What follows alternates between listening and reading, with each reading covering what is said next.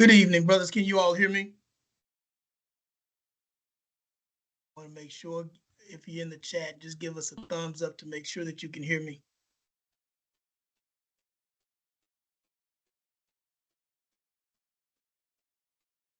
I got you. Thank you. So I want to make sure that we are gonna start. I know we had to give people some time. I know our time zone is a little wonky, but one of our speakers, Dr. Tommy Curry, is presenting from the UK. And so it is after midnight his time, and I want to make sure that he can get through his presentation, answer any of your questions so that that brother can go to bed.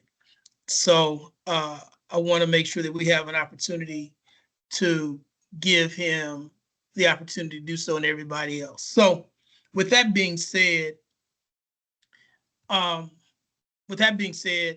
I want to thank all of you for joining us online for this information session, which is designed to really help inform Black males about the uh, programmatic work that the Center for Africana and African American Studies at the University of South Carolina is doing and has been doing over the last several months to build out a more robust Black male collaborative network among individual programs, organizations, research centers, and institutions whose work really centers Black males in the United States. The collaborative is a part of the center's Black Male Achievement Initiative, which really works to address the social, political, emotional, educational, and economic development and well-being of Black males.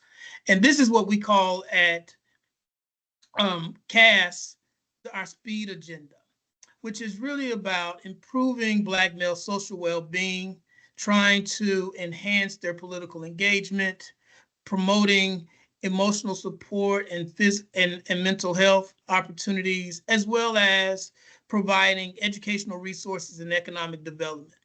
I think that that work that we have been trying to do over the last several years is very important, particularly as we start seeing some of the developments that we have seen in the last couple of years. For those who do not know me or who are new to CAAAS, I'm Dr. Marlon Smith. I'm the director for the Center for Africana Studies and Africana and African American Studies here at the University of South Carolina Upstate. For those who do not know, the CAAAS is an interdisciplinary Africana research organization whose mission is really to uplift Black intellectual thought by expanding its exposure and engagement to the diverse communities we serve and to whom our research is most invested through strategic partnerships, student engagement opportunities, and as well as institutional research. And so much of our work as Africana scholars, as some of you might know, has been under a certain type of threat for the last 10 years or so now, particularly in this political climate. For those who are in the South, you are aware of some of the challenges that we are facing. And because of that, in fact, I want to make sure before we get started on some of the things that we need to talk about and we'll talk about and address, I want to stop for a moment and really take a deep breath and do a check-in. I think I had to do that breath myself again. I know that some of us, the last few weeks and some of the results of this year's presidential election have brought forth some anxiety, some frustrations, anger, disappointment. And so because of all of that, I do want to take a minute to at least acknowledge some of that anxiety, some of that frustration, in fact, some of those disappointments. And just give us a chance and a moment to just inhale and do a deep exhale. Because I think we need to make sure that we are fully present in the now. And we can't take all of that stuff right now into this conversation because we won't be as productive as we need to be now so that we can really plan and articulate where we need to go as a community of Black males who are working to advance the opportunities and achievement opportunities for Black men and boys. So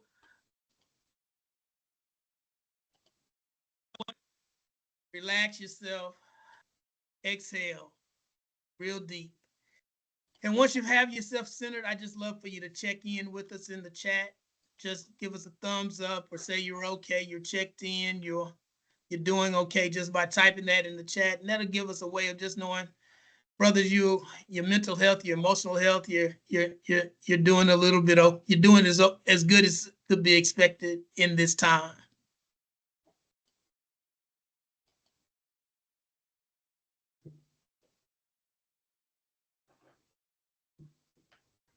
I see you. Thank you. Thank you. I see you all. Awesome.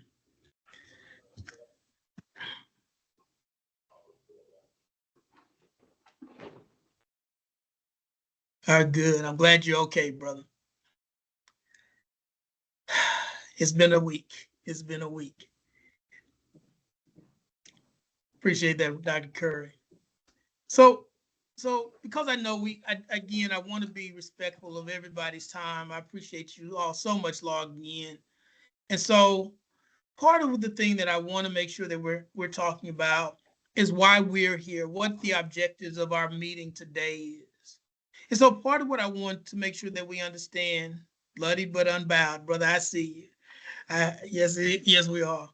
But the objectives of our time together today, and one of those objectives that we want to just try to make sure that we meet in our time together is one, to introduce the work that the Center for Africana and African American Studies is doing currently to impact Black male achievement. We also want to make sure in this time that we have that we can highlight the various ways that CAAAS is helping groups and organizations address challenges in defining, evaluating, and articulating their impact on Black male achievement. I think it's necessary that we also take time to identify potential stakeholders and partners whose work centers Black males for the purpose of building out a more structured and robust impact network that is both collaborative and measurable. Brothers, I'm going to ask that you would put yourself on mute. I'm on this.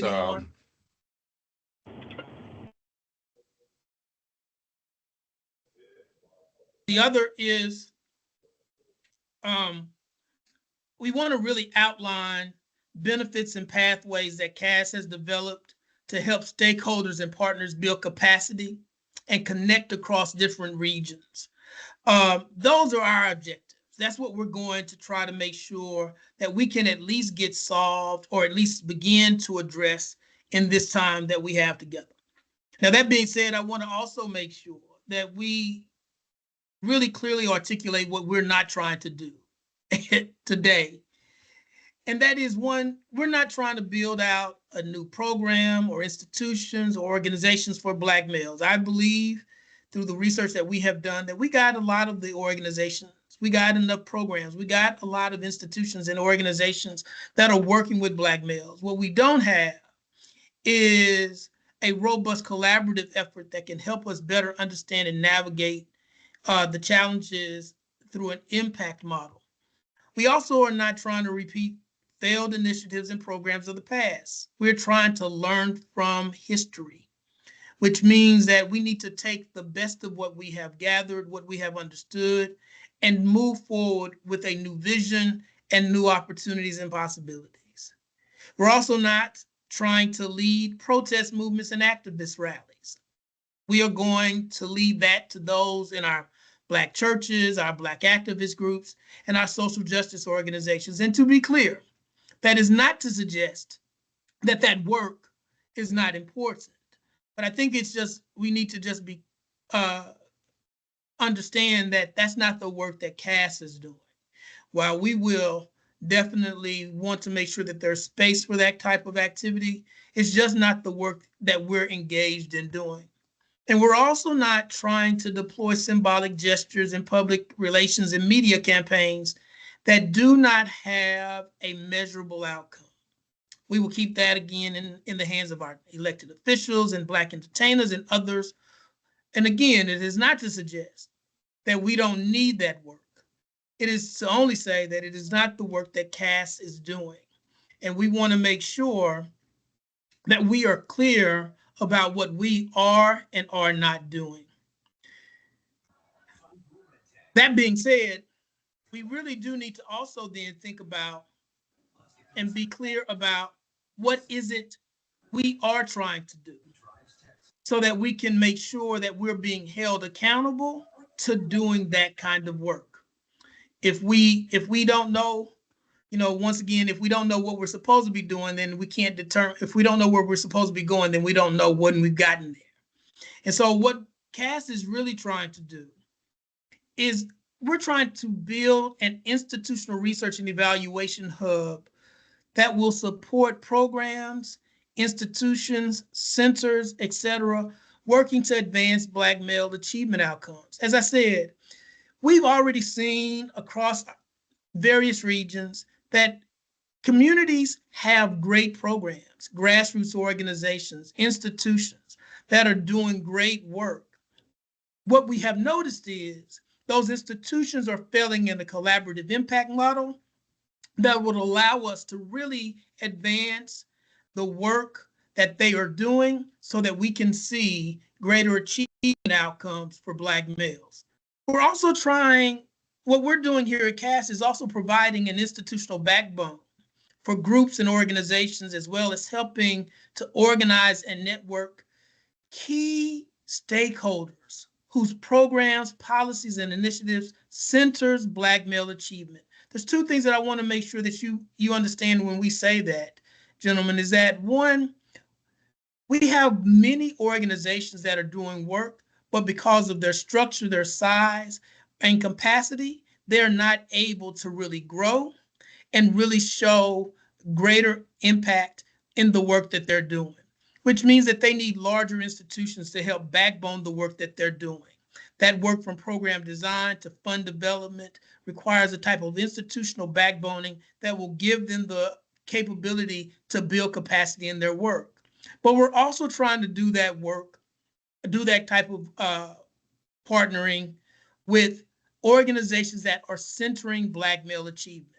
That is not to say that there are not many organizations working with Black males, but they do not center Black males. They're working with underserved communities. They're working with poor communities, and all of those things are great. This initiative is strategically structured to work with those organizations who are centering or desiring to center Black males as the central focus of the work that they're trying to do. I think the other thing that we want to make sure that we point out that CAAAS is trying to help to resource key stakeholders in the area of program design, policy and fund development, and evaluation and assessment. We're also trying to make sure that we're promoting greater collaboration and partnership amongst key stakeholders such as yourselves in order to build out a more structured and strategic impact model for Black male achievement. This is what I call our Du Bois Washington model. We're not trying to fight. We're not trying to debate with each other. We're not trying to compete with each other, but rather what we're trying to really do is take the best of what we have learned, the best of what we know and best practices so that we can build from the strengths of both of these two Black men. So we might build a lasting institutional resource for Black communities. When I worked for a nonprofit in Houston called Baker Ripley, we often said that we cannot build on broken. And oftentimes when we come together to think about how we are going to do this work, we start talking about where things don't work. Really what we're doing at CAAAS is looking across the landscape across the country in different regions and seeing where things are working and trying to figure out how we can build on that. And that building process, we believe, will help to create a Black male achievement network through our SPEED agenda, which will take Black male mentor programs, Black education programs, Black male workforce development and social organizations, along as well as Black male health organizations and public policy organizations and advocacy groups to really allow us to think about aspiring to better work that will help us articulate the collective impact that organizations are having on Black male achievement across various regions and allow us to then measure that collective impact so that we can really create and develop more targeted intervention strategies that we'll talk about. And so the real question that I want to make sure that you understand just really quickly is why we're centering Black males. Because oftentimes when we start doing some of our projects, people are saying, well, what about Black women and girls? What about brown communities? What about poor and underserved communities? Why are we centering Black males in this work? Well, the first is when it comes to educational attainment, employment rates, income disparities, mortality, and incarceration rates, Black males either ranked higher in these categories or equal that of women of color. We can look here and see that according to the U.S. Bureau of Labor Statistics for December 2021, 3 years ago, the unemployment rate for the total population ages 20 and older was 3.9%. But what you will see is that Black women are at 6.2%, the highest amongst women, but Black males are the highest among every other group. And interestingly enough, we also need to think about not just unemployment, but labor force participation, which means that how much we're working and how, even though we're working many jobs, that does not cleanly correspond with economic well-being, particularly when looking at the labor force participation rate for men and women. For example, both Black men and women are generally much more economically insecure than white men and white women. Yet Black men have lower participation rates than white men, and Black women who have higher participation rates, job participation rates, make lower incomes than white women. And so we really have to think about this issue and how it is impacting our communities. We also have to think about the earnings. We often say that women's earnings differ considerably between varying racial and ethnic groups, but that is true for all but one category. In all but the major racial categories, the only one that is the same is Black communities. Black men and Black women basically make the same amount of money. The gender gap disappears among African Americans. Both African American men and African American women basically make $42,000 over 52 weeks. And as you see in comparison to the other groups, it is significantly less with the exception of Hispanic men and women, which means that we have to then think about how that is impacting our poverty rates. And as you see, there is a dramatic disparity in poverty rates by racial and ethnic groups and smaller disparities by gender. So when we look, for instance, at these drastic disparities, we see that men and women of color are more likely to live in poverty than white men and women, whose poverty rates in 2019 were around 7% and 9% respectively. But when we look at people of color who lived in poverty, they were around 19 for Black men and 23% for Black women. And one of the things that we'll start to really find is why there's even a difference in the poverty rates that we see amongst Black women. The only group that is higher are Native people who have poverty rates around 25 and 22%. So the other part of why we are looking at Black males is because across the board, women tend to have higher educational levels and attainments than despite having generally lower socioeconomic indicators. So we're looking at data, for instance, from 2015 and 2016, in the academic year, white women have received 60% of associate's degrees and 50% of the bachelor's degrees. But for Black men and Hispanics, we see a glaring difference. For instance, in the Black community, 67% of associate's degrees and 64% of bachelor's degrees were awarded to women. We see in this number, this was, this was in 2016. That number for Black males has gone down now from around 36% to around 20% in 2024. Howard University just did a report that said that they only have 19% of their total student population are African American males.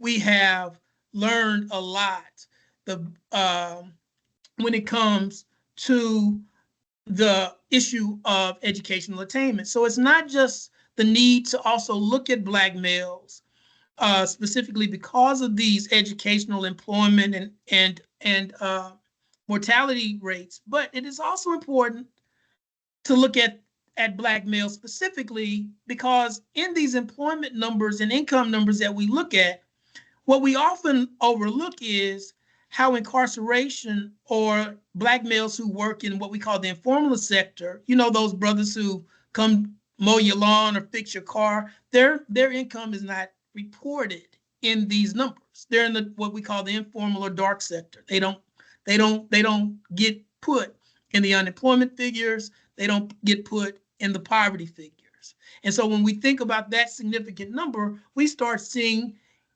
why we get different figures. What we see here, brothers, and these numbers come from the federal correctional authorities, both jurisdictions for both the state and the federal of correction authorities in 2021. And what we see is that there's no other demographic group across any age spectrum that is aligned or comparable to Black males. We don't see any.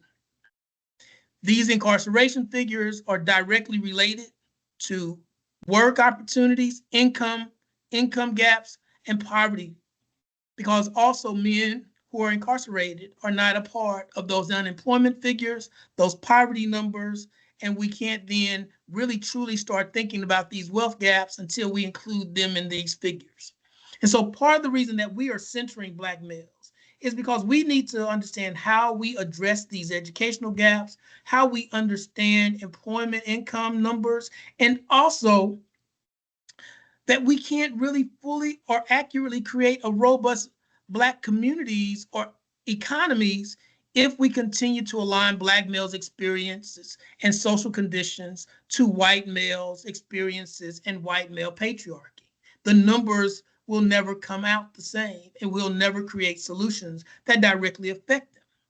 So that's why we're looking at Black males. Now, the question is then, what is CAAAS going to do differently? Because as I said, we have numerous nonprofit grassroots organizations doing great work with Black males.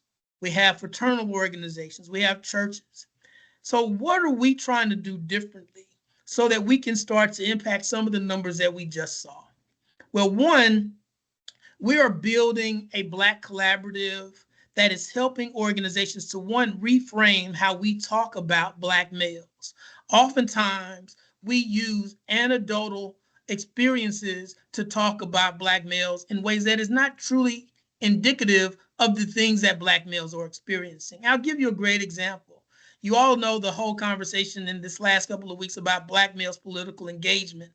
And then there was one Black male leader of a large international Black organization who, when asked, why are there certain Black men saying that they're not being seen and that they're being erased? And his response was, well, you know, we have some brothers who are just broken. And I think we need to be very careful about the way we advance language about Black males, because it reifies a type of stereotype that doesn't require us then to do the real investigative work and programmatic work that will address the inequalities and inequities that Black males are facing. So we're working to really reframe how we talk about Black males. We're also bringing new voices and experiences and leadership to the table. I have a good friend of mine, Glenn Martin, who often says that the people closest to the problem are closer to the solution. And so we have to make sure that we're bringing new voices to the table with other experiences, because one of the things that we have found in the data is that there's a growing class divide within the Black community, which is causing a type of disruption in the kind of social and economic equity work that organizations are trying to do. We need to also understand that what CAAAS is doing a little differently is we're ensuring that we develop data-informed programs that are based on research and evaluation metrics. Oftentimes, the work that we're doing, while impactful, is not being informed by data, is not being supported through data, and thus is not being evaluated. And so individuals are being limited in the resources and accessing capital because they don't have data-informed programs. And that's really very impactful. The other thing that we're doing differently is we're designing individual and collective fund development strategies. So, brothers, I don't care what good idea you have. If you don't have money to go with that good idea, then it's going to make it really difficult. And so we're really helping to design individual and collective fund development strategies so that we can expand capacity and of these organizations. And we're also helping organizations structure and present policy agendas that enhance the life success of Black males. We can do all this work, but as we understand, brothers, we have to do the policy work. I want to make sure that I want to go quickly, brothers. I know I've said a lot. I want to introduce, however, Dr. Tommy Curry. You can see his bio there. I won't have to go through all that. But I will say that this brother is a leading scholar on Black male studies and is really pioneering how we begin the process of reframing the way we talk about Black males and why that is so important. So I want to give him the opportunity to kind of go through why we need to do work around reframing the way we speak about Black males as we move forward. Dr. Curry. Thank you so much, brother. Can everybody hear me? Excellent, Yes. excellent. Next slide, please. I want to briefly introduce you to the paradigm of Black male studies and how it changes the way that we perceive Black men and boys, given some of the ongoing research we've been doing. Next slide. A lot of people don't understand that Black men are affected negatively by the maleness category. We often talk about institutional racism, but we don't talk about institutional sexism or what Black male studies scholars call anti-Black misandry. Now, the ongoing research in multiple fields show that maleness is in fact a deleterious category. So in Black male studies, next slide, please. We understand that there's cumulative assertions of Black male inferiority. These are usually surrounded by psychologies of lack, dispositions of deviance, or hyperpersonality traits, traits that suggest that Black men are hypersexual, hypermasculine, etc. These stereotypes of Black men support criminalization, fear-inducing phobics, the sanction of Black male life, but we often don't pay attention to them because they're phrased in a rhetoric suggesting that we're trying to protect women, provide safety and security of the society, etc. So, in many ways, Black men, through most theoretical apparatus, be it through a deficit-based framework or the notion that Black men are sexual predators, or that Black men are trying to imitate white patriarchy, they become boogeymen. Next slide, please. Historically, Black men have not thought to be as intelligent as their female counterpart. Now, we see this across the board, not only in higher education, but we see this in primary schools as well. So when we talk about certain kinds of gaps in education or gaps in learning, we have to tie that back to larger stereotypes that society and the homes within Black neighborhoods and communities have of these young Black men. Black men are not thought to be as academically gifted as their female counterpart. In some circles, some economists like Sowell have shown that IQ tests historically have shown that Black men have been lower than Black women and whites in general. Next slide, please. This means that when we're talking about Black men and boys, we're not dealing with an idea of what inspires them. Black male studies is looking at a structural and historical approach to understanding why Black men are at the bottom of practically every demographic category in the United States. This goes from premature homicide and death, also to the ways that Black men are treated. If you're familiar with the Chetty study out of Harvard, how Black men are the only group, or well, along with indigenous men, that have a downward slope. That if you look at Black men born in the middle class, throughout their life course, they're more likely to be discriminated against and put in the lower classes. Next slide, please. There's reasons for this. One of the main reasons is that when we talk about racial stereotypes about Black people, We're in fact talking about stereotypes the dominant group have of black men and boys. Now, our understandings within the academy suggest to us that when you put something like race and gender together, blackness and femaleness together, that produces the most disadvantage.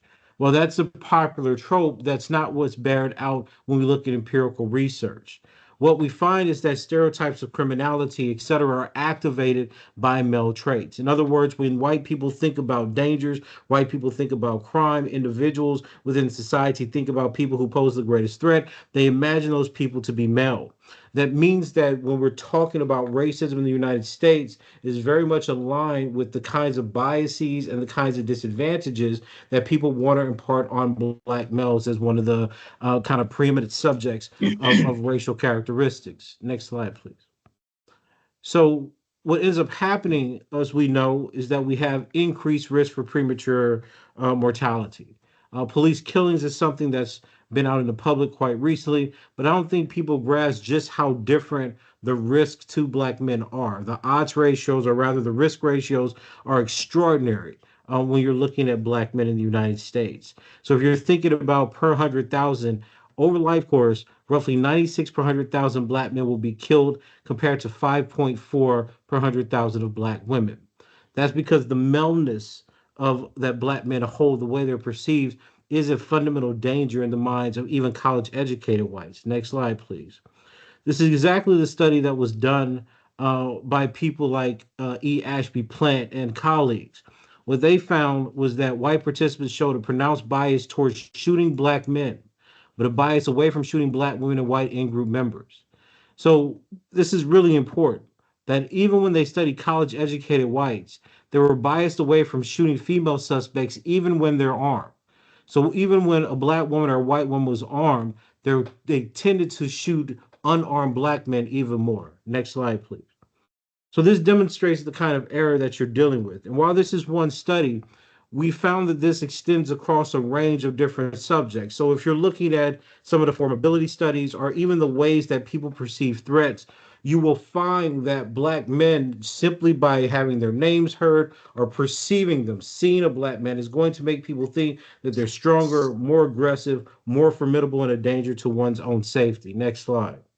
Now, in general, these stereotypes, oops, I think we skipped one. Yeah, in general, these stereotypes have been linked to race, but some of the work by Philip Atiba Goff and his colleagues have shown that it's not just about the racial component.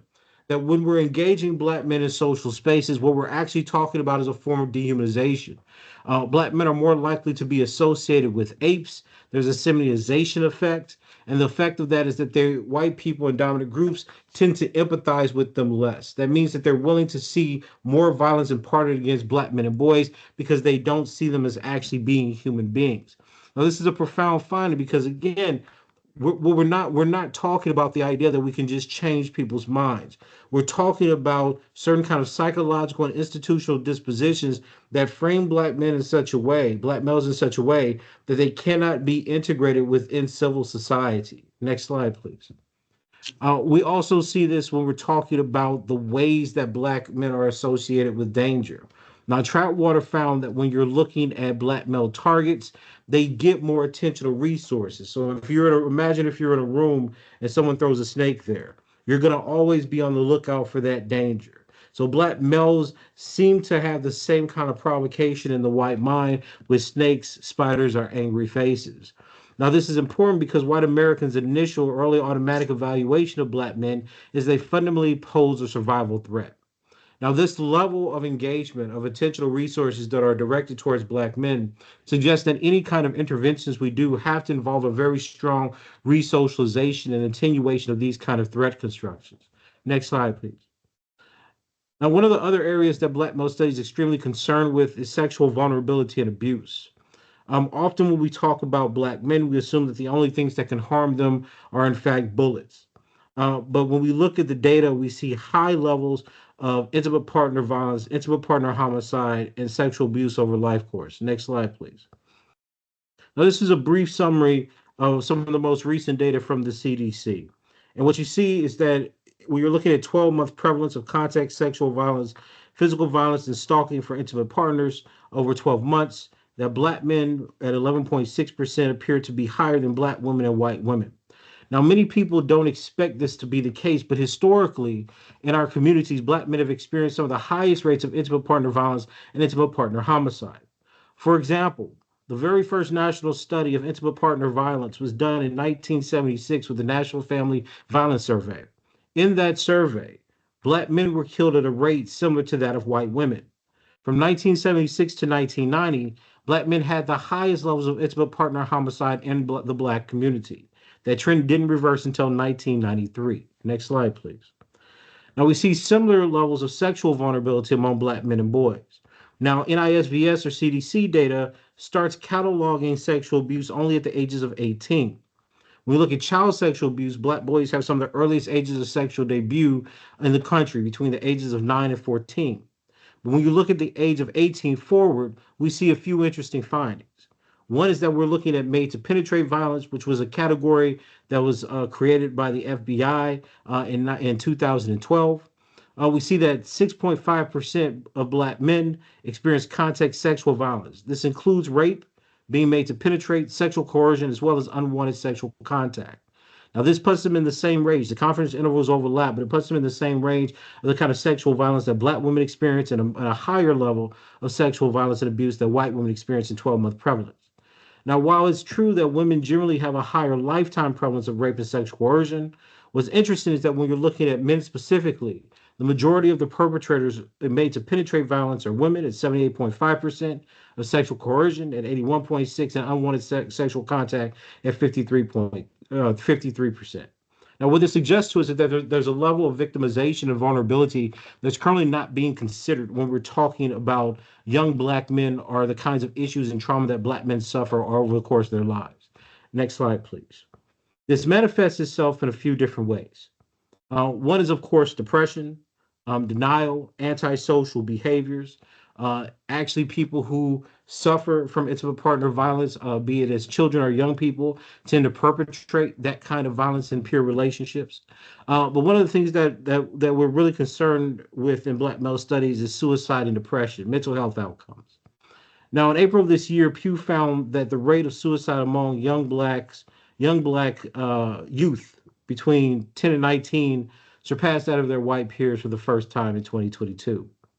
Now, in 2015, Jeff Bridge found that suicide among black young doubled in a transitioning period to adolescence between the ages of 10 and 11. Now, we often think about suicide as a white problem, but black boys between the ages of 5 and 11 is the only group where blacks have higher rates of suicide than whites. Now, these findings are important because what it's contextualized is that over the course of development for young black people, specifically young black boys, there's an internalization of the negations that they see throughout society.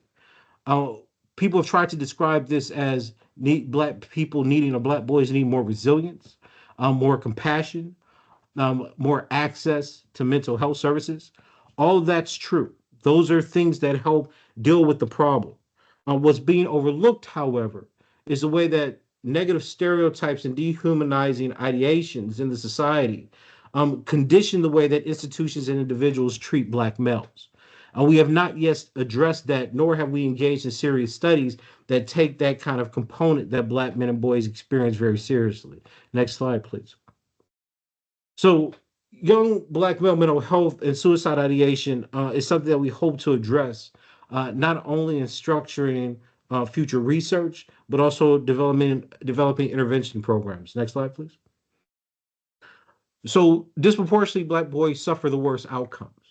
The CDC reported that suicide is the third leading cause of death for black male adolescents and young adults. The crisis of suicide among black Americans is inherently gendered, with black boys and men accounting for the vast majority, 81%, of completed suicides in that population. A recent study revealed that in the past 2 decades, suicide attempts rose by 73% between black adolescents, that's boys and girls, while injury by attempted suicide increased by 122% for adolescent black boys. So while whites have higher prevalence of depression and mental health illnesses, the incidences among blacks are far worse than their white counterparts in severity and lethality among males, especially because males tend to use firearms to kill themselves.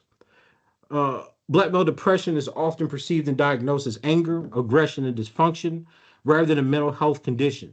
So black men are often treated by sanction rather than treatment when we're actually talking about these issues in our community. Next slide, please.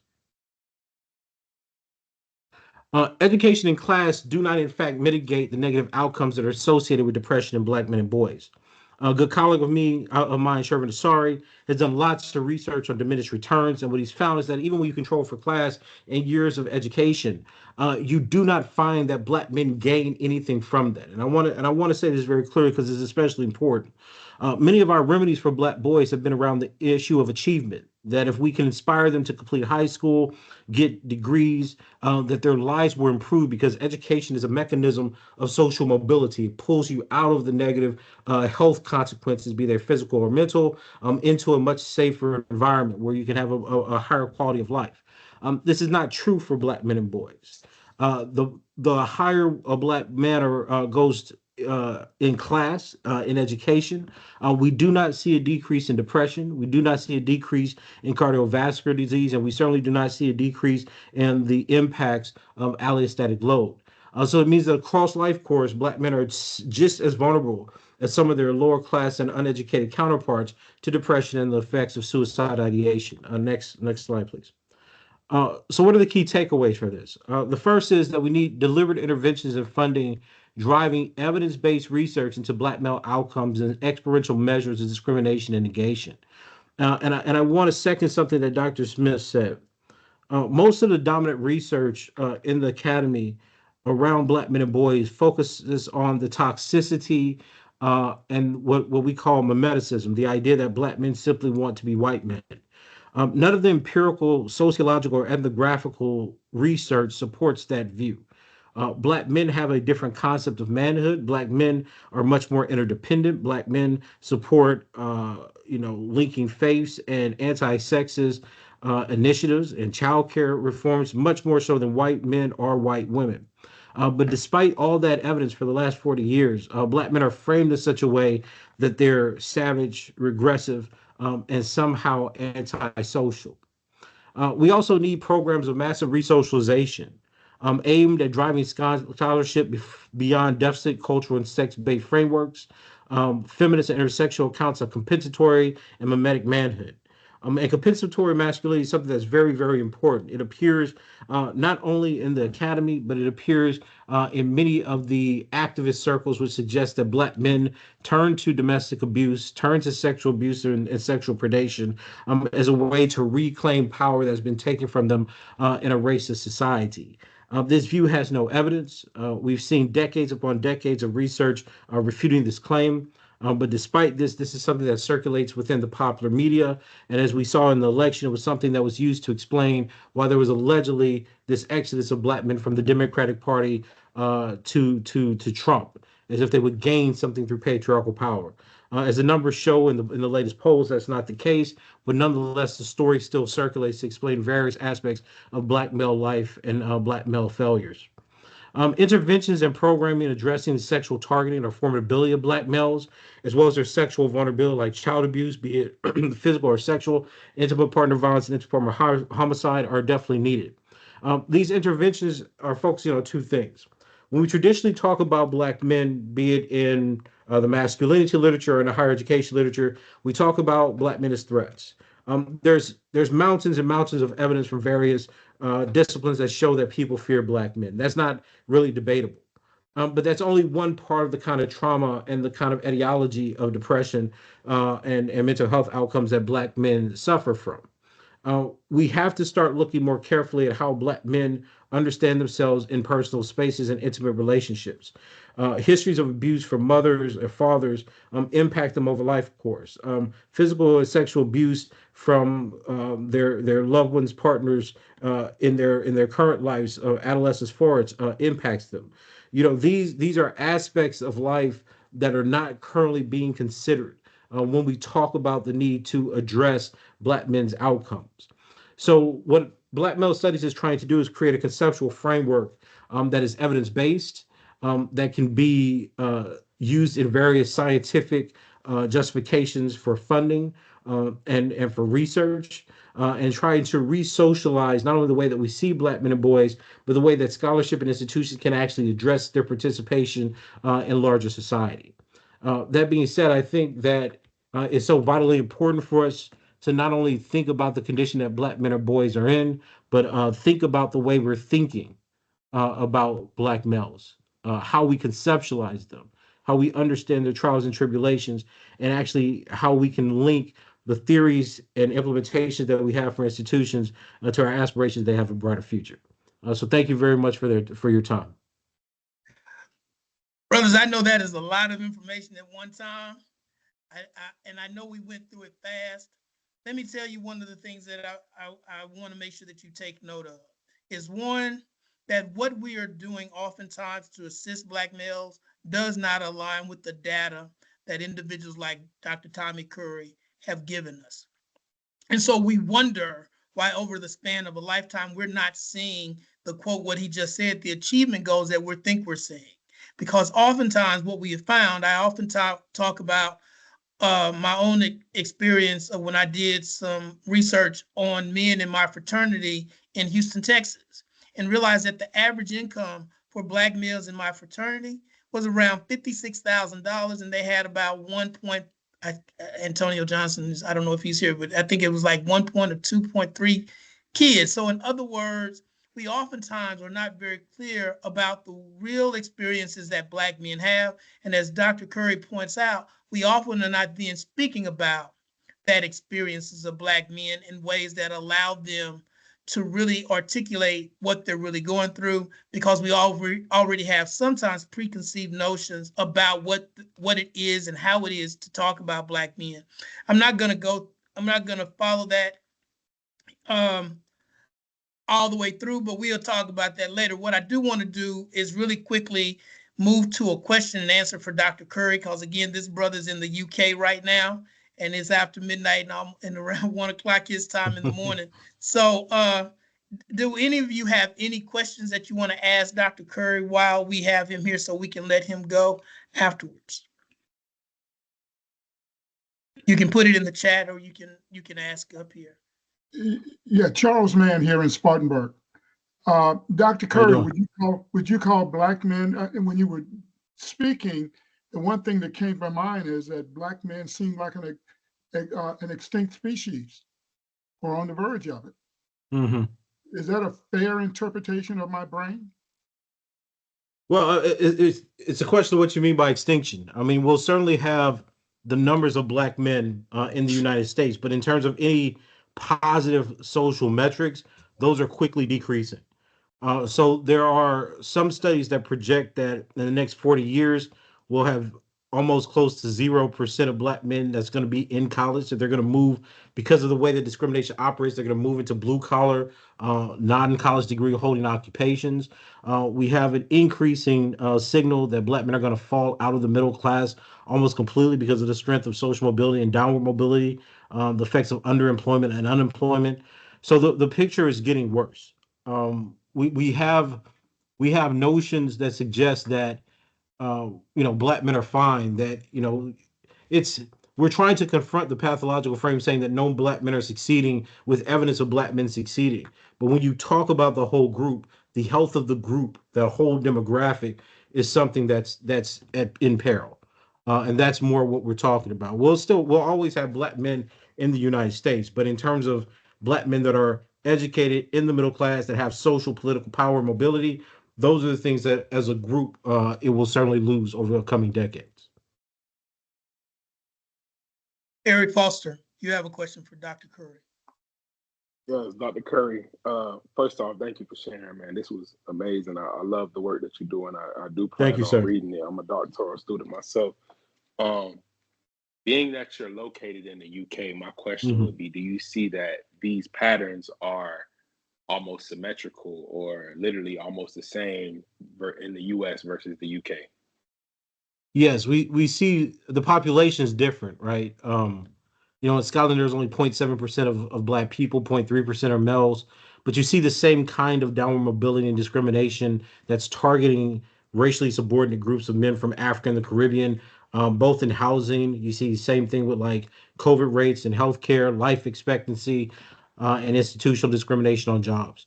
We've built different probabilistic models that are looking at like the UK, the United States, South Africa in terms of sexual vulnerability and employment discrimination. I mean, this is something that's happened to black men all over the globe. And we have, in black male studies, we theorize different reasons this is the case. But for the United States, it's especially relevant because we have a language of progress, a language of gender privilege, largely off the back of the history of feminism, that simply has not been justified by any of the research over the last 3 decades. Right? Like after the civil rights movement, black men lost jobs. You had a black educated elite that was able to excel, but as a group, black men were worse off. Right? There's been some reports that suggest that black men make less now than they did under Jim Crow. That when you include incarcerated black men and black men who are underemployed and fall out of employment, meaning they don't have any employment for longer than 6 months, black men are roughly making 51 cents to dollar, right, to a white man's dollar. So we have some very real issues. They're not being discussed in those terms because we're not looking at data. We're looking at stories. We're picking and choosing political battles, and we're not following the science on this. And we really need a theory to ground how we study black men so we can tailor evidence-based interventions to address those specific problems. But yeah, there are very similar traits, not only in the UK, but through pretty much every European society that we find black or even Muslim males in it. There's high levels of discrimination. Brother Muhammad Rashid. Dr. Curry, thank you so much for your work. Thank you so much for this presentation. This Thank you, brother. is amazing. I really hope that Dr. Smith makes this recording available because there are a lot of individuals that I want to share this with post, and in addition to wanting to delve into some of the scholarship behind the points that you made. Absolutely amazing work, brother. I truly appreciate you. Oh, thank you, brother. Thank you. The one question I wanted to ask you, we have these narratives that are created about toxic masculinity and the Yes. misalignment of African American and Black males with the benefits of the quote unquote patriarchy and Mhm. the arguments and the debates that are taking place between the sexes, especially now that are so prevalent in the Black communities, Black men against Black women. You see it all over the place. Mhm. You're coming from an evidence-based perspective that is counter to so much of the misinformation being distributed in our communities. I wanted to know if you had some recommendations, a cheat sheet, or some counter narratives that you could provide or point us to help to debunk those narratives that are Absolutely. being forth that we can rely on to have more informed, intelligent conversations and start to separate the fact from the fiction. No, absolutely. I've published on this extensively because I think one of the most damaging aspects of how black men are interpreted is through kind of feminist narratives that are using criminological frameworks. In the 1960s and 70s, there was a move to understand black men through their class location, through poverty, right? And that got mixed up with criminology and subculture violence theory. So this idea that black men are toxic, that black men are violent, that black men are rapists, the things that you're getting out of Kimberly Crenshaw and Bell Hooks, really do frame the way that gender wars are happening among the black community today. But none of that stuff is really based on science. It's based on the illusions of racist white criminologists and sociologists who wanted to say that black men compensate, right, with violence for what they don't have. I've published several articles on this that I'm happy to share with the group. But this is just kind of one small example. When we talk about black men, we have to construct them as threats because we tailor policy interventions and public perception around that. So there's been a very deliberate move by the black middle class to use poor black men as the jumping board for being accepted into white institutions. We saw this around BLM. You had lots of working class and poor black men being shot by cops because that's where you have more police engagement.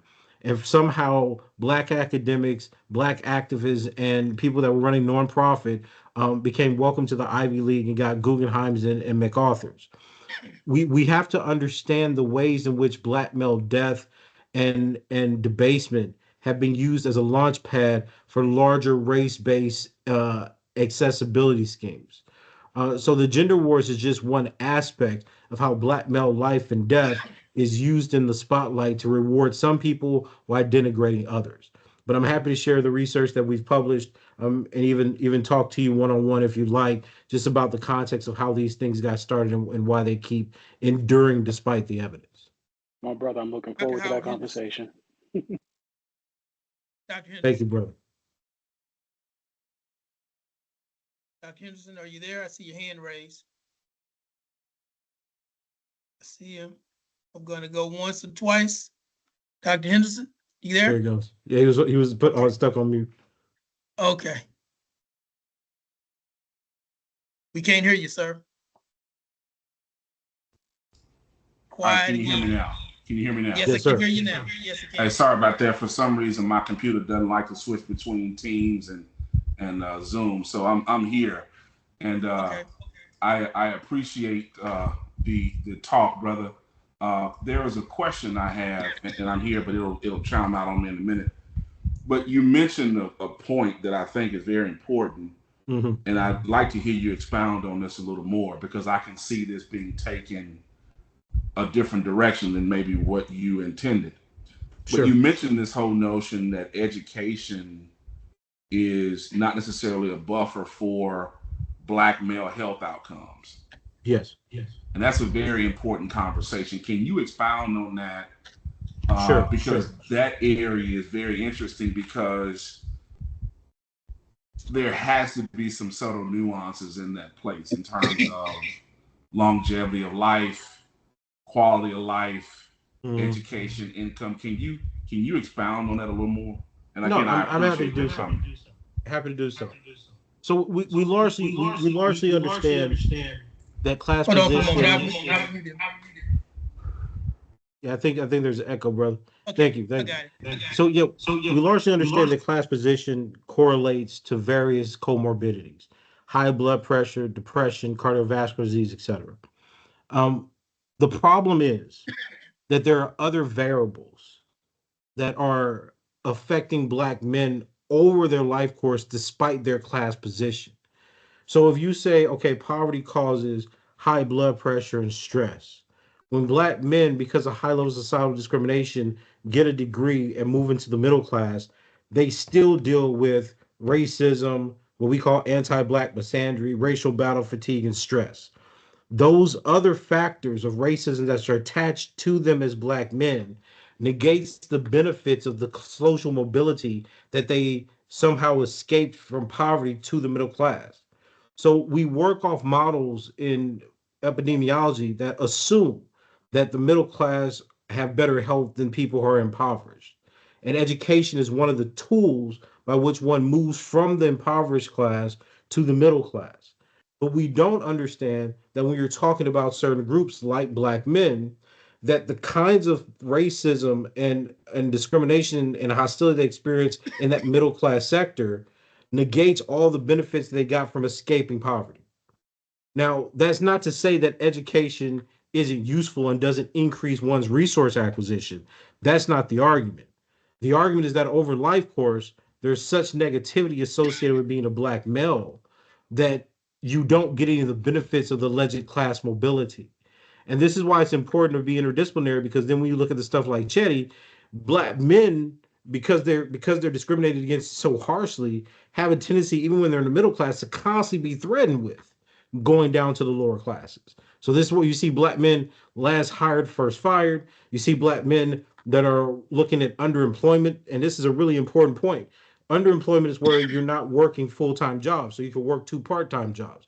So you see black men that may have a certain, salary or, paycheck or income, that will make the middle class, but given the stresses of their precarious employment situation, they don't get the benefits of that. So that's what the diminishing returns literature is saying. It's not suggesting education doesn't matter, but it's saying that given the kind of discrimination that black men see in every class and the kind of negations associated with being a black male, like criminality, danger, etc., all those loads will have a negative effect on their health, regardless if they're poor or middle class. Does that clarify, brother? Dr. Henderson, I see your hand still raised. Does that clarify your question? Yeah, it does, because where I'm going with that is when you look at life expectancy among Black males in the low socioeconomic status quintile. The most recent data says that average age of life expectancy is like 65 years. And when you look at those in the highest SES quintile, it's 72.5 years, right? I mean, obviously, 7 years, at the end of life, we look at it now like it's really not a lot, but there have to be fundamental differences in the life experiences of, I mean, for example, take a look at us now. Many of us who may be doing okay, our lives are fundamentally different than brothers who don't have a job, who are dealing with life from a position where groceries are drastically impacting their quality of life more so than others. Absolutely. But what I'm saying is, if when you look at racial differences within groups, which we tend not to do, right? We tend to look at it compared to other groups. When you look at within race group differences, that tells a different story than if we look at between group differences. No, absolutely. When do we begin to have those conversations? Because oftentimes we're really comparing apples and oranges. In reality, is we want to compare brother to brother versus brother to someone else outside of our group, because we know there are fundamental differences, for example, in college education and not having college education. Even though we have some things that we experience alike, but this is a fundamental difference. Speak to that in terms of. And I agree with you, brother. But here's the key part. So even if you take the curve of all the Black men compared to whites, we would still at every class point have a different outcome and a worse outcome. So when we compare the poor Black man to the middle class Black man to the rich Black man, when we're looking at that life expectancy change, there are going to be different factors. So we may have less healthy quality of life days in those 7 years that we get extended compared to people of other groups, right? When we're looking at poverty, are we looking at people who are dying from comorbidities or from premature homicide? You see, Black men have so many different institutional factors that affect life expectancy and premature mortality that we don't get the normal curve, because remember, almost 1 million of us are taken out of the society by incarceration itself. So in public health, there's lots of discussions about how we don't have an accurate picture of Black male life course because so many Black men are missing. Now, I'm not saying that's irrelevant, but it's something to note that we both have the removal of Black men that don't give us a full epidemiological picture. And when we compare Black men over life course in the classes to themselves and then to other groups, Black men are still doing worse. So we have to ask the question, while the middle class Black man may do better than the poor Black man, why is it that the middle class Black man doesn't do as well as other middle class men across all racial groups? Because that tells us something about the ways that Black men are negated within the society, despite their education, despite their class position, and despite their actual years of life, right? And so Black male studies scholars are interested in that piece as well. How we're judging the specificity of the class location in relationship to what we expect social mobility, categories of education, et cetera, to do. I think one of the things that you mentioned that you kind of talk on that we haven't really is the way in which negation, the way in which Black males' experiences get negated, and thus Black men become mentally isolated and socially isolated, even from their intimate partners, right? So part of what I think we should get here, and this is what I think is the biggest part, is there a need to reframe, brothers, just the whole construct of how we are talking about Black men?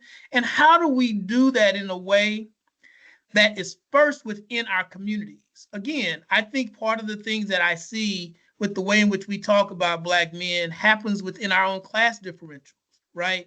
So we need to kind of think about, is that important? And if we would reframe that conversation, might we then be able to look at this curve that you're talking about, Dr. Curry, more strategically? because we're not, I think we're just fundamentally having the wrong conversation. And so when you're bringing this up, it just overlooks all the things that we need to be considering. Yes, yes, we need a much more complex picture of black men and boys in the United States, and that means that a lot of the things that we normatively accept as good for us um, will be negated, will be questioned. But but I take Brother Henderson's point quite well. I'm not saying that there's no difference. I'm saying that the impacts associated with the negation of black men, the dehumanization of black men across every class, knocks down their health benefits that they would assume to get, or that they're presumed to get within the literature. Yeah. Dr. Henderson, I see your hand raised. Yeah, this is a very fascinating conversation, brother. I'm enjoying it, man. I can stay on here all night. Well, we Here's don't the got all thing night. that I said that brother. I know it, but He's here's in the UK. okay. Here's the thing that we found in our research. When we compare African Americans to whites and Hispanics in the United States on a host of behavioral and health outcomes, relative to first generation whites, Africans, Hispanics who are fresh to the United States, and also compare them to whites, blacks, and Hispanics who live in their native countries. The variance between the white, black, and Hispanic American groups are not as great as they are between those who live and remain in their native country or those who are recent immigrants to the United States. In other words, there's something unique about the American experience that creates these differences. But when you compare them to other individuals of the same group who may still live in the native country or be first generation Americans, you find some interesting conversations because we oftentimes just simply compare white Americans to black Americans and Hispanic Americans. But when you open up the conversation around the world and globally, then you begin to truly see the impact of the U.S. capitalist culture on behavior and health outcomes. And that's, again, thanks a lot. I really appreciate you bringing it up because I think that's an interesting point. And I'd love I'll be interested in looking at your research. Yeah. Definitely. That's what the collaborative is for. So, Dr. Henderson, I'm going to mute because I got some feedback. I'm good. All right. Dr.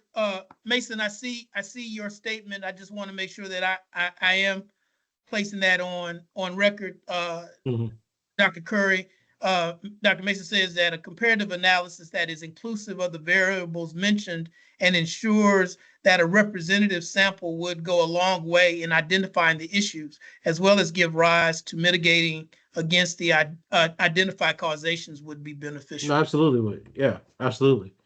I mean, we've used, we used this the ABCD scale, that data set that came out. We're looking at brain formation. We're looking at health outcomes for black men and their black female counterpart.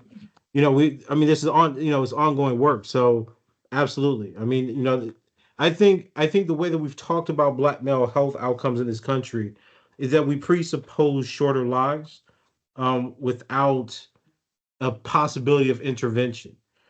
We've accepted that some of the social conditions, be it from police killing, from suicide, etc., are just part and function of the pathology associated with black men. And I think that's why you don't see any attention to even things that we could prevent, like intimate partner homicide, right? Like we lose 150 to 180 black men a year intimate partner homicide that can be remedied with economic policies, programs, and desegregation of these neighborhoods. Violence prevention programs would go a long way. But we never talk about it because of the ways that we understand gender and we understand, or we construct black men as the perpetrators rather than victims. So we have a long way to go across multiple, health outcomes and variables that we can't see because of how we think. And Black Male Studies is trying to change the way we think so we can see multiple aspects of black male vulnerability across life course that we miss right now and that we largely leave to kind of intersectional and feminist pop culture that doesn't do a very good job of understanding the inner lives and the nuance associated with black men and boys. Dr. Henderson, I appreciate you. Dr. Mason, I appreciate you. I appreciate you all brothers asking these questions. What ultimately I wanted to make sure that we got from Dr. Curry was we need the data to improve our programs, because our programs oftentimes are not addressing the issues that we have. Damien, you have a question. You're up next, brother. So do you want to ask the question before you go? Up? That's fine. No, I'll wait. I wanted, so while that is the case, first of all, Dr. Curry, I want you to stay as long as you can, but if you got, I know you're up, brother, at 1 o'clock, and it's 9 Yeah, it's o'clock about my to be time. 2 I'm a.m. here, bro. tired. Yeah. It's So about to be 2 a.m. appreciate you, brother, for coming out. We're definitely, brother, so that you know, we are recording this.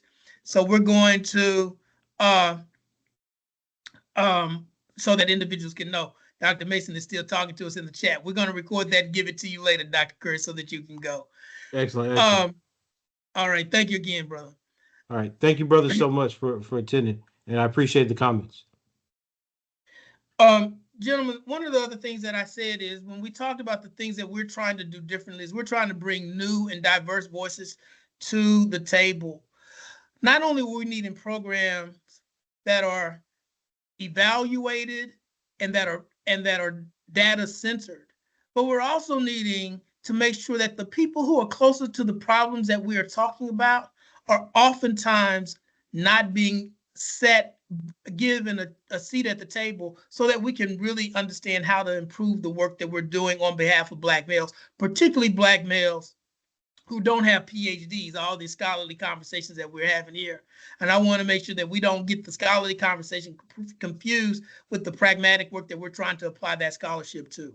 And so I invited Damien Walker. Damien is a Craig T. Washington Scholar and founder of the Eccentrics and Cognitive Justice International. These are two 501c3 organizations that work to bridge the gap between underserved populations and agencies. He has received several accolades and honors, including congressional recognition from U.S. Representative Al Green in Houston, Texas, for his commitment to making a positive difference in the lives of others.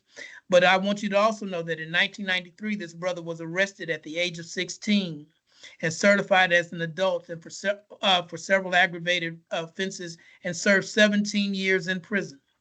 He was released at the age of 33. And while in prison, though, he earned his associate's degree from Alvin Community College and was introduced to Toastmasters, and immediately gravitated to public speaking.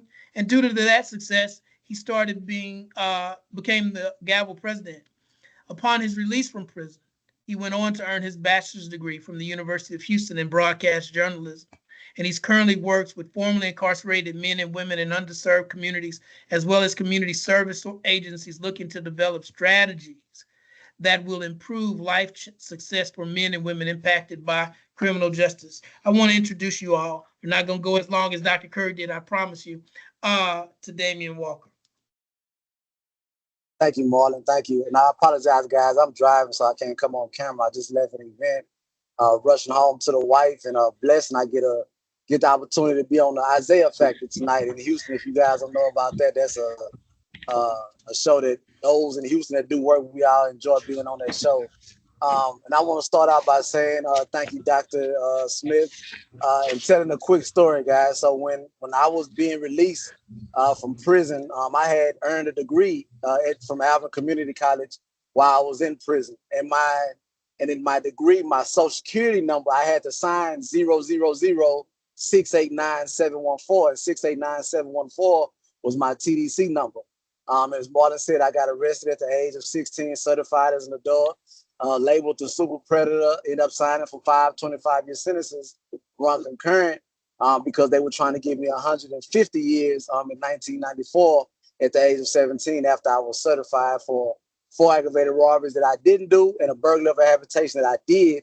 A guy jumped on my brother, I retaliated, and I ended up shooting up a house, right? So let's fast forward to when I meet Marlon at the end. Marlon signed me up for my Pell Grant. He wasn't Dr. Smith at this time, but he signed me up for my Pell Grant while I still was in prison. And he also got my Social Security card. So I'm letting you know, at the age of 33 was the first time that I ever remember seeing my Social Security number. So this is the work that Marlon did the better part of 15 years ago for me. And I'll get to another quick story, and I'll wrap up. I won't talk as long. Dr. Henderson knows me as well, and Dr. Henderson would know that I always say, how can we get this information, this high-level information, to the people on the streets? Because the people on the streets, the brothers and sisters who we are actually evaluating and doing the research on, the same way research was done on me as a super predator that I never knew until I was probably 40. I did not know that I was a super predator. I did not know that research had been done on me and my friends and other young brothers around the country. But when I found out that I was labeled a super predator, I went all the way back and say, that's why I was treated like that in juvenile. That's why when I got to Harris County Jail, they treated not me, but the whole group of us the same way. In prison, in TDC, they treated us all the same way because they knew that somebody had labeled us a super predator, but we never knew. And again, I didn't know until I was 47, 7 to 8 years after I was released from prison that I was labeled a super predator. So my question is always going to be, how can we get the high level research to the people on the ground? And the reason I'm saying that is because today I work with a kid, 21, his father is on death row. His mother and his stepfather called me. Now, his stepfather was incarcerated for 25 years. His stepfather called me today and say, as they were dropping him off to welding school, because I was able to get him in welding school, that the mother said, I see the change in my son. Now, he's been in welding school for 3 months, but I'm sure he's done other stuff to lose his mother and his family's trust. His mother started crying today and said, I see the change in my son. Again, let's go back. His father is currently on death row. He just came from seeing his father 2 weeks ago. And I was working with him, and he was posting guns. And his stepfather said today, hey, Damien, they call me Big Damien in the neighborhood. That's a street name that I got, and people still call me that even though with the work that we do today. He said, hey, Big Damien. He said, he not posting guns no more. He posting other guns. I say, I'm like, why is he still posting guns? They say he posting his welding gun. The kid went from a month and a half ago from posting guns, want to be the next gangster rapper, to posting all of his welding information, all of his welding pictures, all of his welding videos, and his mother recognized it. And his mother got on the phone and said, now his girlfriend even trusts him to come in the house and get a key, right? So my thing is this, is high level, and I'm thankful for all the great relationships that I have, and as Marlon has brought me up over the years, and I'm telling y'all, I would not be, man, my life is so amazing. I would not be in the position I'm in, or positions, if it wasn't for a high percentage of Marlon. There are a lot of other people, but it wasn't for Marlon investing in me when I was 31. I'm 47 now. If it wasn't for Marlon investing in me when I was 31, or invested in the other brothers that he invested in, that we all still are connected, that we all still do work together, that I wouldn't be in a position, but I wouldn't be able to help a kid whose father is on death row. And that's just one of them, y'all. I mean, I could brag on the work that's being done and not myself, but that's just one kid. And there are other similar stories, and some of them are way tougher than your father being on death row. I have other people that I work with who have tougher circumstances than that. But to be able to see the work that's being done is great. My ask is always going to be this, and this is lately. This hasn't always been my ask. My ask is us being able to translate this information to get it to them now. They need to understand what research is talking about them now, because what they're also going to do, they're going to start having conversations with us. They're going to start having academic conversations.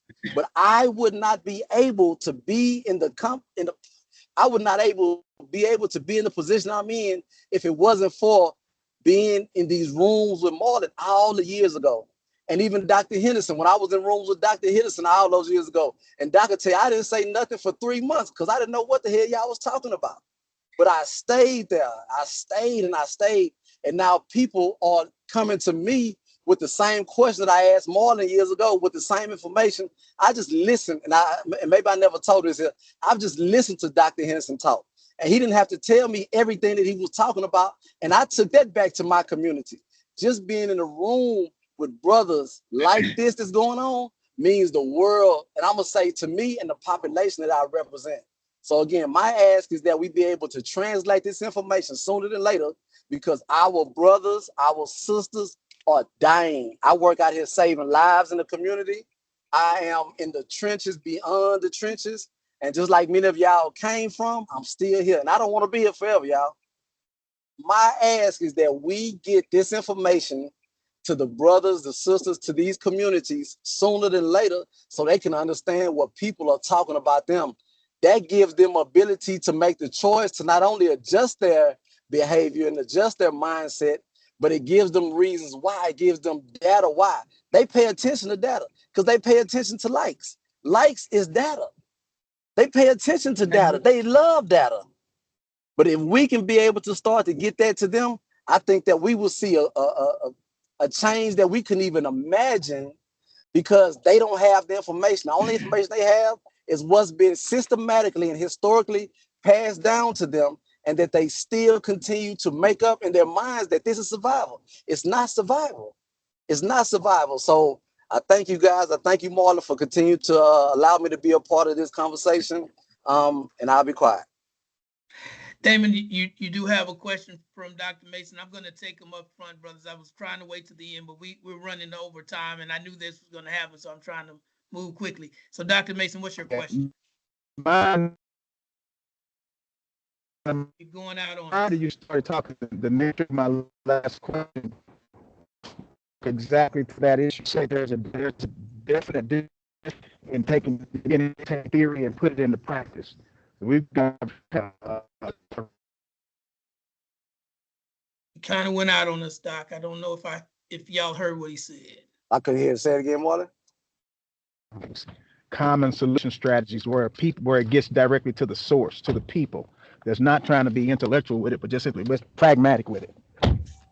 What does this mean for me? Right.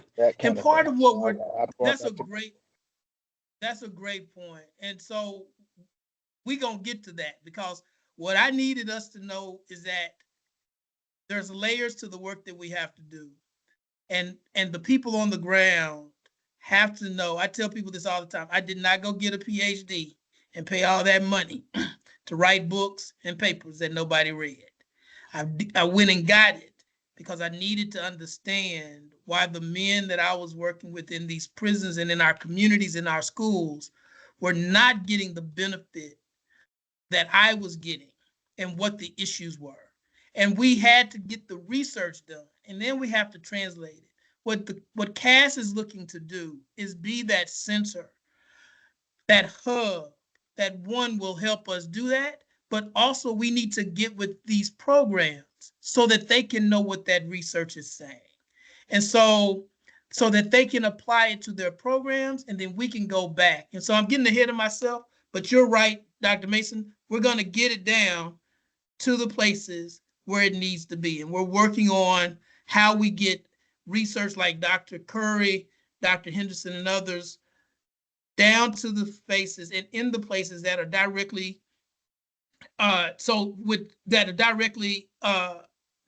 will get directly to the people who are working with the men and boys that we are talking about, that Damon is talking about. And so that's part of the strategy. So you give me a little bit. That's why I didn't want to go through questions yet. But we're going to do that if we can move forward. How about that? Is that fine?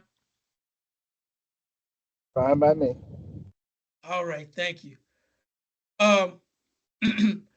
Thank you, Damon.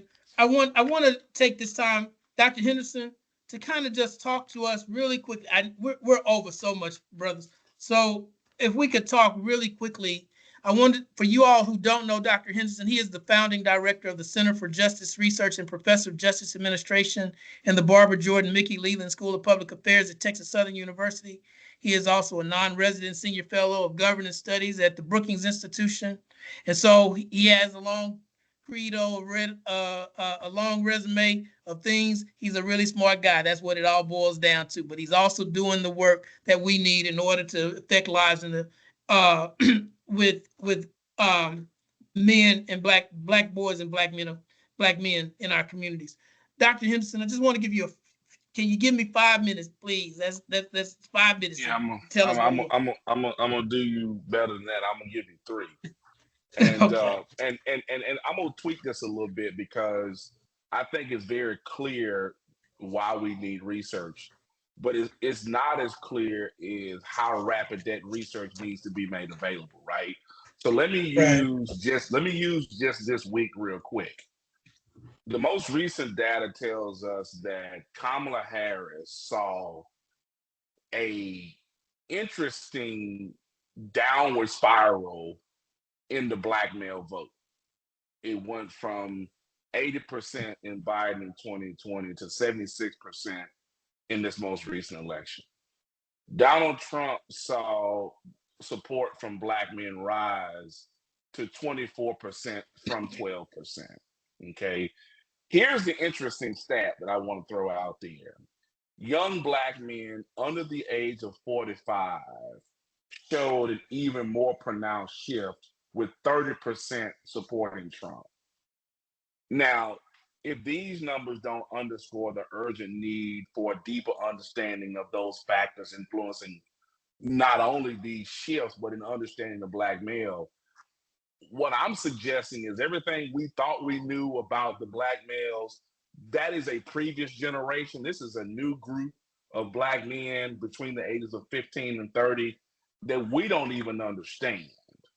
And so we need to be able to build capacity to understand in what I'm calling a trauma-informed approach, right? We need to be able to develop training programs so that people know how to deal with this group, even the folks who claim to be intellectuals, such as myself, who are in charge of studying these individuals and understanding so we can share, as Damon said, with this information, share this information in the communities.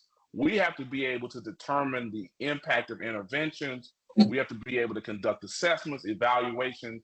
We have to be able to realistically measure community-based support programs from a decolonized mindset. As you said, Marlon, if there is no funding tied to these efforts, you know what happens to that.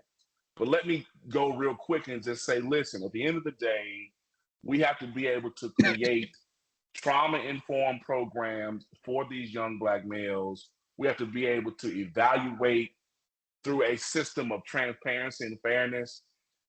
Listen, if we don't do anything but understand policy, understand socioeconomic factors that drive these policies, understand the role of advocacy in these space, understand the need for implementation of community-based programs, we have to reevaluate everything we thought we knew. On Tuesday, that changed. And so we need to develop a new needs assessment, because all of this has changed. Everything is different.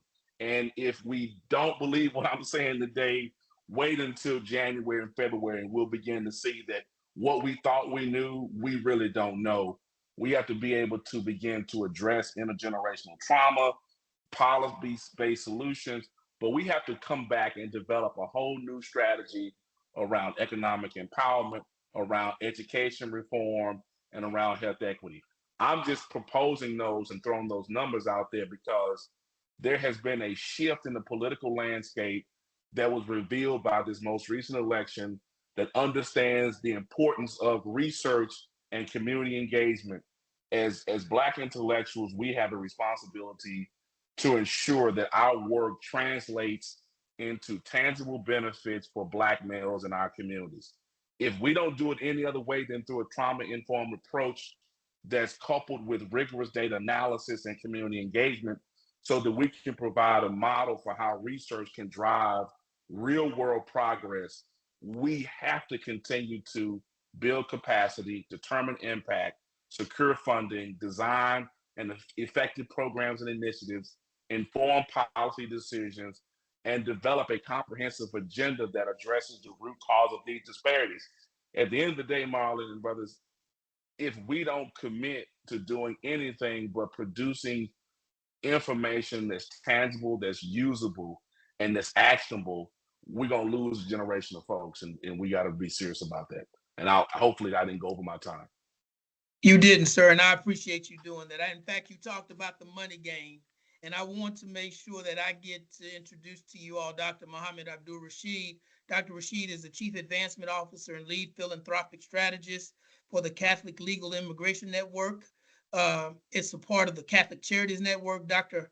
Abdul Rashid has over 20 years of experience in fundraising, program management, nonprofit management, finance, and strategic planning, having held leadership positions with Howard University, the National Park Foundation, the Smithsonian Institute, and most recently with Golf My Future, My Game, a DC-based nonprofit committed to creating educational, recreational, and entrepreneurial opportunities for underrepresented youth in the sport and industry of golf. Welcome and thank you so much, brother. Dr. Smith, I appreciate you with the with the introduction. I know we don't have a lot of time, so I'm going to try to keep this, as Dr. Henderson said, to 3 minutes. So set your clock and let's see if I can I got you. It's that goal. 9:16 right now on my clock. All right. So first things first, when we're talking about nonprofits, one of the biggest mistakes that we make when we think about nonprofits is we don't look at them as businesses. Most nonprofits fail not because they don't have good ideas, but because they fail to plan. In the Black community, specifically with Black males, we are not short on good intentions and we're not short on good ideas. What we're short on is quality planning. The reason why I bring this up first is because in order for you to get financing, and let's be very honest, when we're talking about grants and we're talking about other revenue sources to support your enterprise, that is financing. And the first thing that you need to understand as it relates to that financing is a nonprofit is a business just like any other business. So your goals are different, your stakeholders are different. As opposed to providing returns and investments for your investors, you're providing services for your constituents, but you still need funds to be able to operate appropriately. So with that in mind, number one, nonprofit is a business. It needs to run like a business. What does that translate into? You need to have a revenue model for that nonprofit. If you are planning on only getting grant money, you are planning to fail. Statistically speaking, roughly 85% of your revenue for your nonprofit should come from revenue generating activities, whether that's providing consultant services to government agencies, other nonprofits, academic institutions, whatever it is. That's where the bulk of your money should be coming from. Between 10 and 15% of your money should be coming from grants and donations and the like. One of the reasons why a lot of nonprofits fail is because when the grant money runs out, they don't know what to do because they have not built a revenue model. Now, keeping that in mind, one of the really important things to look at is building out your infrastructure. So we talked about revenue. The second thing is we have to look at infrastructure. And infrastructure is important because why should someone invest in you? How do you prove that your credit worthiness? You prove your credit worthiness as a nonprofit by having the right infrastructure in place. And that infrastructure means, do you have your accounting systems in place? Do you have your 501c3 in place? Do you have, are you getting regularly audited? Are you having your audited financial statements done? Can you keep track and can you manage a grant? Like all of these things are important because funders are going to look at your ability to manage your organization's funds. How you're structured is extremely important. The same way when you go to a bank for a business loan or a personal loan and looking at your credit score, they are looking at your credit worthiness. They're doing the same thing with your nonprofit. The other piece that we don't really think about is the programming. Again, we are, as Black people, we move from a survival perspective. So little Tommy got locked up. He needs bail money. His mom is in a situation and can't pay the house. So the community comes together underneath those circumstances to help provide relief. We have to think beyond that perspective to what does this mean long term. So what programs are you putting in place? So programs, you need to have inputs, outcomes, and impact. You need to have clear programs backed by program design work and infrastructure. So you have to have your program in a position where it can be evaluated. What a lot of funders are looking at right now is what is the impact that that program is having, and what is the overall outcomes associated with your program. Just keeping it very simple, can you answer one simple question? So what? If you talk about your program and the person who you're looking to get funding for asks you, so what? If you cannot make a clear and defendable statement about why your program is important, the impact it is having, not just in the community that you serve, but what the impact that program is having overall in the landscape, then you can't answer the so what question and you're not going to get funded. It's keeping it very, very simple. So overall, looking at how funding happens and why funding is why you may or may not be able to attain funding comes really down to how you're structured and your ability to navigate within a system. You have to treat your nonprofit, you have to treat your idea like a business. And if you have not built up the systems, if you have not built up the ability to articulate your program to larger audiences, you're not going to be successful. I think I came in a little bit under time. How am I? You're good, brother. I appreciate that. So one of the reasons that we mention this, brothers, is because oftentimes when we talk about nonprofits, what we do, or when we talk about community-based engagement, we're not talking about money. And if we're not talking about money, then we're not talking about anything, because that's not a program. As I used to say to my staff at Baker Ripley and even at the prison, if you come to me with a good idea and you don't have a funding strategy for it, then it can never be a program. It can only be an idea. And Correct. Good ideas are great, but they don't help people get to the next level. That being said, thank you so much, Dr. Abdul Rashid. Listen, fellas, I'm going to do this why you need to join the movement in literally in 10 minutes. So whether I complete it or not, we're gonna do that. But I want to make sure that you understand why we had this, why this information meeting was so important.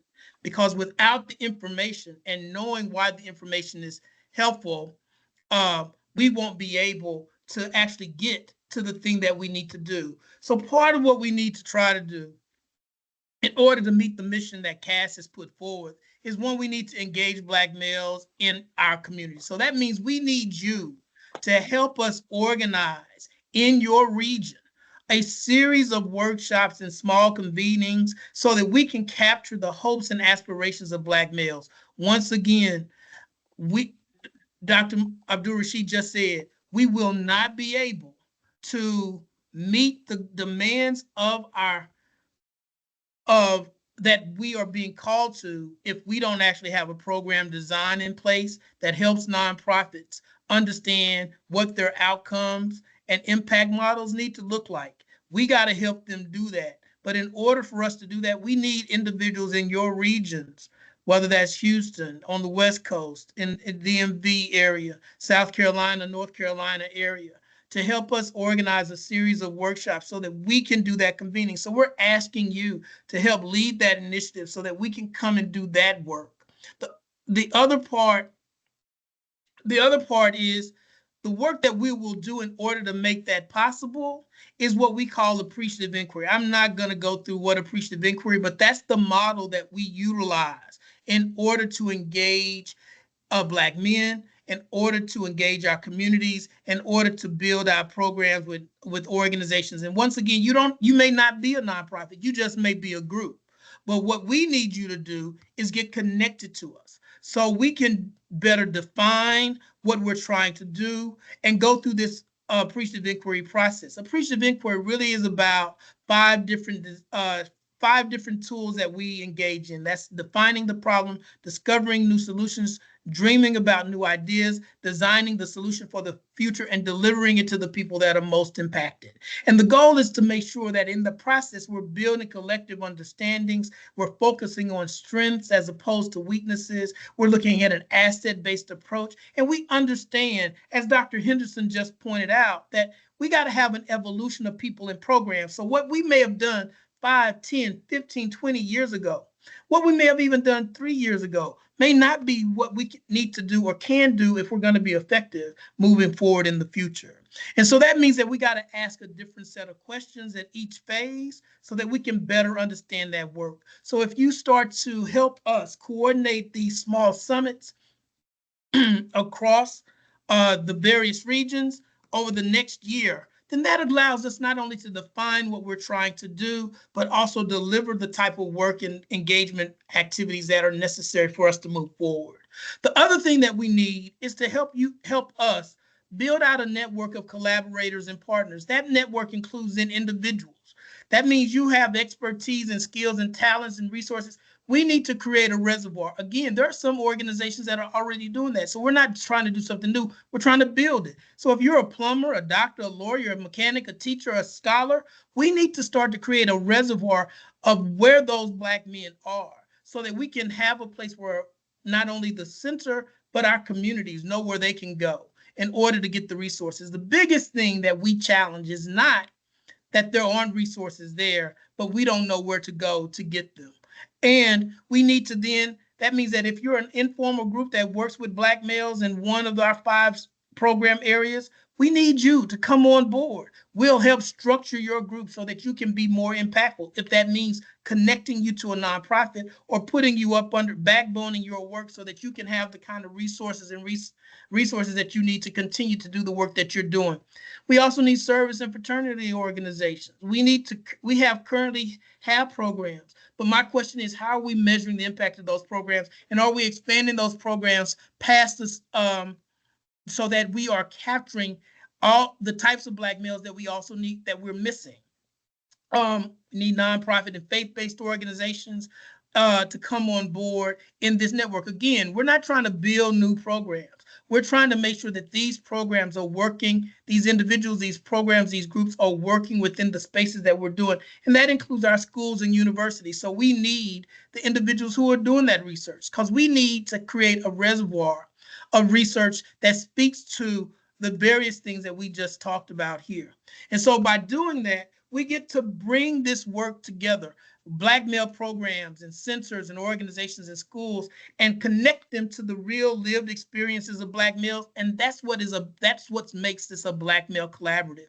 We're no longer siloing this work, but we're continually building capacity, which means that we're not doing it all by ourselves here at CAAAS. We're really building out a network hub that gives us the opportunity to do that, so that in the end, in the fall of 2025, in the spring of 2026, we want to launch what we've discovered, how we discovered, and that is a Black male summit in your region. And that summit is not for just have conversations. It is so that we can then start doing the connecting and building work that we know is vital and necessary. And so what does that ultimately look like for us if you can help us do that work? Engage with Black men to create those summit opportunities, to begin to help us to capture these individuals, groups, networks, and organizations so that we can build out this kind of interconnected network. What that looks like for us is this opportunity to really improve access to assessment and evaluation data on Black males for Black male programs and organizations, as our speakers talked about earlier. We also need to then, as I mentioned, it gives us the opportunity to develop strategies to increase engagement, both Black males across our communities through targeted programs and initiatives. That 23% of Black males that decided to do something different is because they're not this generation, if they're 45, they're not of the civil rights generation. And oftentimes, if they're 30 and 18, they're not of the parents who are of the civil rights generation. So we have to really think about that. We have to also have the opportunity now, if we can do this network the way we need to, which is connect Black males and Black male organizations to each other.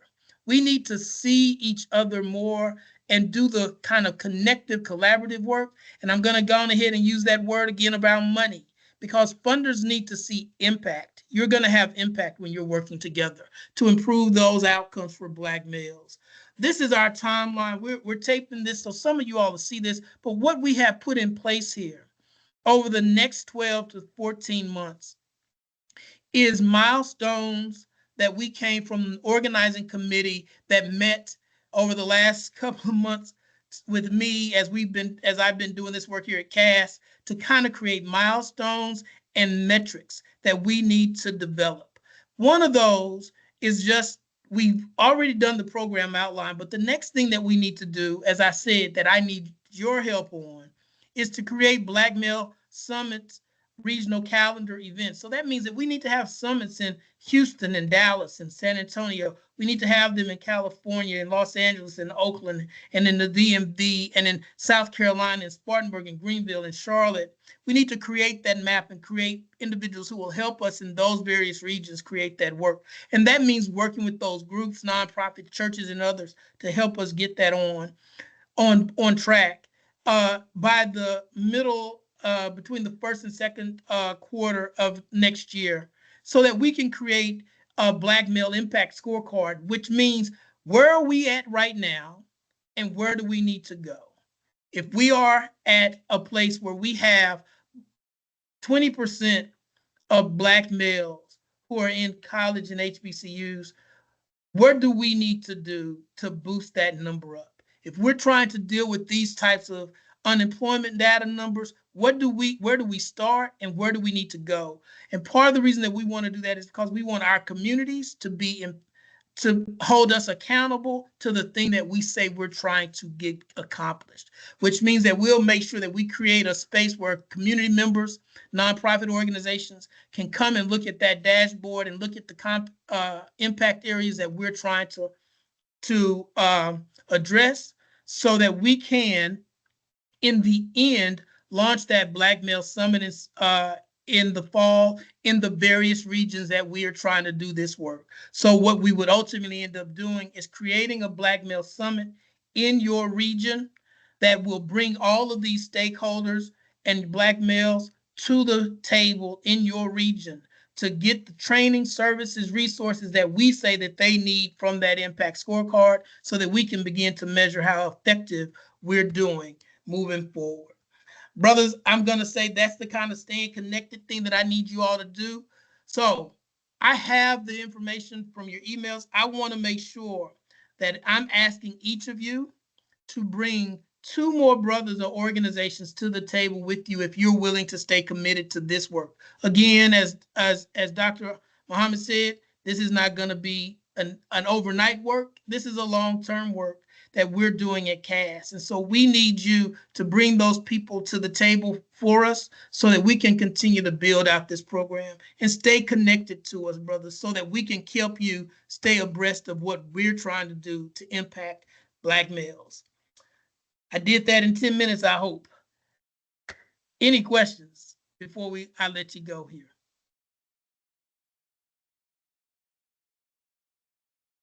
Y'all are quiet. I don't know if you sleep or if y'all good. All good, brother. Thank you for bringing us all together. My pleasure, brothers. I appreciate that. No questions, brother. Just how can I help out? That's really it. Well, I'm going to send out some next steps to everybody in the group along with this presentation. I know we gave a lot of information, particularly with Tommy Curry. We gave a lot of information, and I know that you got to process some of it. But what I ultimately want to say is we want to impact engagement. We want to make sure that we build out a network of collaboration, and we want to make sure that we build funding resources and opportunities for individuals who are doing this work on the ground, because without the money, brothers, they can't do the work. The last thing I'll say, for those brothers who say this is a lot of work, I don't know how I can help.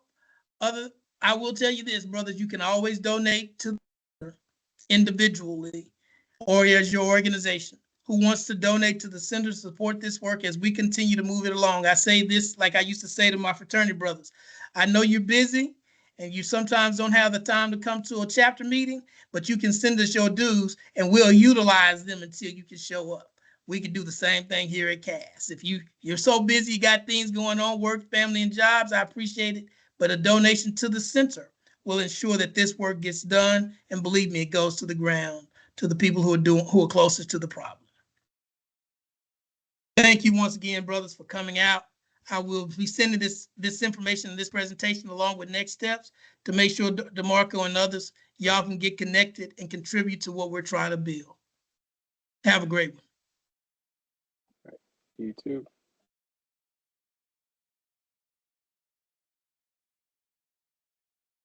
Thank you, brother. Appreciate Thank you. You're welcome.